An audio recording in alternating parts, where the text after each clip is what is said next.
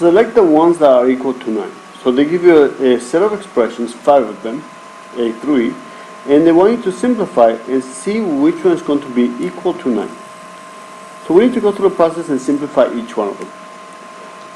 For letter A, notice that there's base is a 3 and a 9. So one strategy is to be able to make them the same base. I can make the 9 as 3 squared. So I can make it as a base 3. The first fraction, or the first term, will stay the same. The second one, instead of the 9, I'm going to replace the 9 with a 3 squared. And that's been raised to the power of 1/3. And we know that whenever the exponent is outside, we can use the power property of exponents to multiply, to simplify, and they're going to be multiplied. So the first fraction stays the same, 3 to the 4/3, multiply, rest over 1. So 1 times, the base stays the same, 2 times 1 is 2, 1 times 3 is 3. And most of the time we actually go from here all the way to this step. So we skip the middle step. We know that this is 3 squared, multiplied by 1 is 2/3. And since now they have the same base, I can simplify and I can go ahead and add the exponents. So the product property of exponents tells me that I can add the exponents. Notice that they have the same denominator, so we can easily add them. 4 plus 2 is 6, and the 3 stays the same. So it gives me 3 to the second power, which is 9. So letter A is correct. But we need to simplify each one of them. So for letter B, another strategy is to be able to rewrite your rational exponents as a radical notation. 27 goes inside.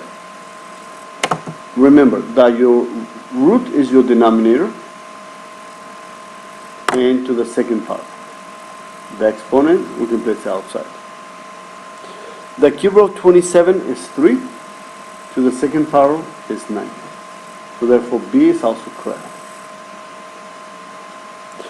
On letter C, we're going to go through the same process as letter A. So see if you can simplify it. Go and pause it and see if you can simplify letter C. Very good.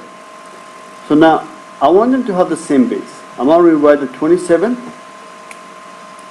as 3 to the second power. And I'm going to multiply the exponent. So 1 times 2 is 2. 3 to the third power, correct. So 1 times 3 is 3, so it'll be 3 to the 3 halves. Or you can go through the extra step if you want. Multiply by 3, that will stay exactly the same.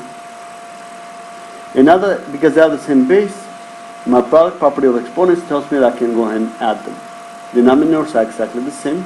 So 3 plus 3 gives me 6 divided by 2, which is 3, and that will be 27. So that's incorrect. Letter D, we can rewrite this as a radical just like letter B. So I'm going to rewrite as a radical notation. Remember, your denominator is the root, and that'll be to the first power. So the square of 9 is 3, to the first power is just 3. So that's incorrect. I need 9. Letter E, you have two options. You can simplify what's inside and then take the square root, or we can rewrite this as a exponent. So the 4 is the exponent and the root is the 2. So it'll be 3 to the second power, which is 9. So E is also an answer. So therefore A, B, and E are your answers.